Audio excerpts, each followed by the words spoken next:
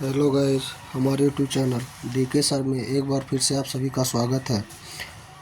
आज का टॉपिक है यूपी बोर्ड के नज़दीक को देखते हुए यूपी बोर्ड के नज़दीकी को देखते हुए आज का हमारा टॉपिक है कक्षा 10 के रसायन विज्ञान में। कक्षा 10 के रसायन विज्ञान में आप अम्ल और क्षार और लवण एक पाठ है जिसमें आपको देखना है प्रयोगशाला में बेकिंग सोडा का निर्माण। क्या देखना है? प्रयोगशाला में बेकिंग सोडा का निर्माण। तो प्रयोगशाला में बेकिंग सोडा का निर्माण कैसे किया जाता है इसके बारे में आपको देखना है, जो बहुत इम्पॉर्टेंट टॉपिक होने वाला है बोर्ड पेपर के लिए, जिसमें देखेंगे आप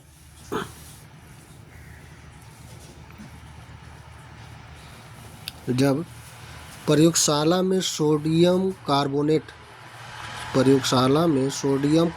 के साथ या सोडियम कार्बोनेट को संतृप्त जलीय विलयन में कार्बन डाइऑक्साइड गैस प्रवाहित किया जाता है तो बेकिंग सोडा प्राप्त होता है। क्या?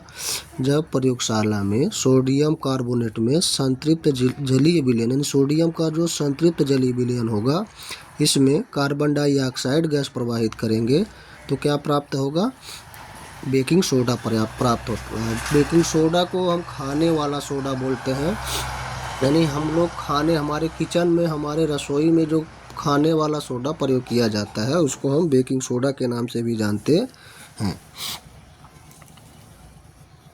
इसका फार्मूला जो होता है, जैसे देखिए Na2CO3 की क्रिया कार्बन डाइऑक्साइड की उपस्थिति में कराते हैं और उसमें जलीय विलयन में जलीय विलयन में कराते हैं तो क्या प्राप्त होता है? बेकिंग सोडा प्राप्त होता है। यानी सोडियम कार्बोनेट कार्बन डाइऑक्साइड के साथ क्रिया करके और यानी सोडियम कार्बोनेट कार्बन डाइऑक्साइड और जल की उपस्थिति में क्रिया करके क्या बनाता है? बेकिंग सोडा का निर्माण करता है। अगला टॉपिक है गाइस, इसमें इसके आगे जब देखते हैं यानी प्रयोगशाला में जब इसका निर्माण पढ़ने के बाद इसको हम आगे देखते हैं रासायनिक अपक्रिया या रासायनिक गुणधर्म देखते हैं। क्या? कोई प्रयोगशाला में कोई भी आप रासायनिक प्रयोगशाला या प्रयोगशाला विधि किसी का भी पढ़ेंगे तो उसमें बोर्ड पेपर में आपका रासायनिक गुणधर्म उसमें पूछा जाता है और वह लिखना आपके लिए कंपलसरी रहेगा और लिखना जरूरी रहेगा। तो रासायनिक गुणधर्म के लिए हम देखते हैं पहला गुणधर्म इसमें देखेंगे अम्लों के साथ अपक्रिया। क्या देखेंगे? अम्लों के साथ अपक्रिया। तो बेकिंग सोडा जो होता है वह अम्लों के साथ अपक्रिया करके लवण तथा कार्बन डाइऑक्साइड गैस बनाता है। क्या? अम्लों के साथ क्रिया करके लवण तथा कार्बन डाइऑक्साइड गैस का निर्माण करता है। जैसे देखिए 2NaSC3 यानी इसको हम सोडियम बाइकार्बोनेट के भी बोल सकते हैं और यहाँ पे यश डाल दिया बीच में, नहीं सोडियम बाइकार्बोनेट भी बोल सकते हैं और सोडियम कार्बोनेट भी बोल सकते हैं। एक होता है धावन सोडा, बच्चों इसमें कंफ्यूज नहीं होंगे। एक होता है धावन सोडा, ये धावन सोडा जो होता है वह Na2CO3 इंटू 10H2O आता है। यानी जब H2O ऐड कर दिया जाएगा, क्या ऐड कर दिया जाएगा?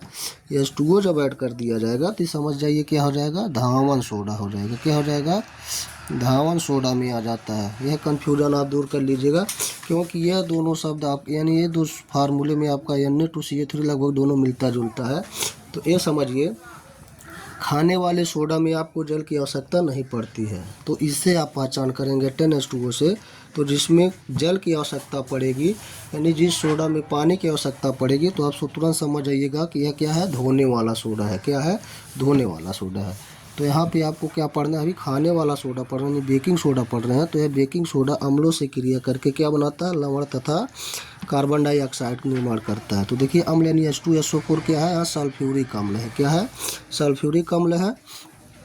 यह क्या है? बेकिंग सोडा के साथ क्रिया कर रहा है तो सोडियम क्या? सोडियम सल्फेट तथा जल का निर्माण यानी कार्बन डाइऑक्साइड निकल रहा है, जल और कार्बन डाइऑक्साइड आपका अलग हो रहा है।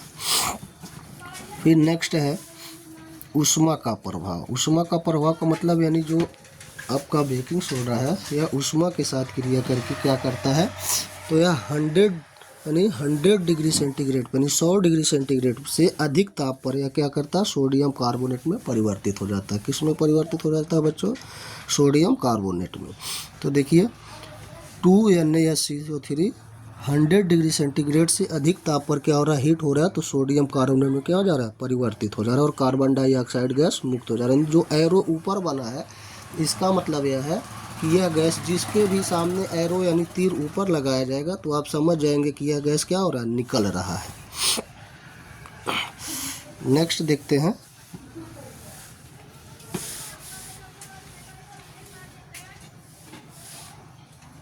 जल अपघटन। क्या पढ़ेंगे, जल अपघटन। तो जल अपघटन जो होता है, बेकिंग सोडा जल अपघटन होने पर क्या करता है, क्षारीय विलयन बनाता है। कैसा विलयन बनाता है, क्षारीय विलयन बनाता है।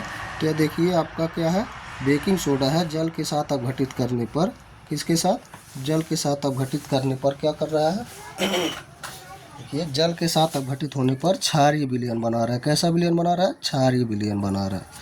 आया समझ में। नेक्स्ट हम देखते हैं उपयोग।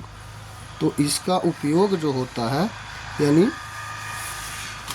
बेकिंग सोडा का उपयोग जो होता है वह कहाँ कहाँ पे किया जाता है, ध्यान से देखेंगे। अग्निशमन यंत्रों में, यानी जिससे आग बुझाई जाती है, हमारे घरों में जो अग्निशमन यंत्र होता है जिससे आग बुझाई जाती है उसमें इसका प्रयोग किया जाता है।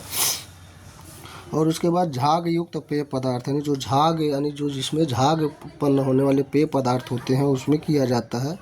बेकिंग पाउडर के निर्माण में किया जाता है और प्रयोगशाला में अभिकर्मक के रूप में प्रयोग किया जाता है। तो बच्चों ये था हमारा बेकिंग सोडा का पूरा प्रयोगशाला विधि, जो रासायनिक अभिक्रिया तथा उपयोग के साथ यानी कंप्लीट आपका जो लॉन्ग आंसर में पूछा जाता है।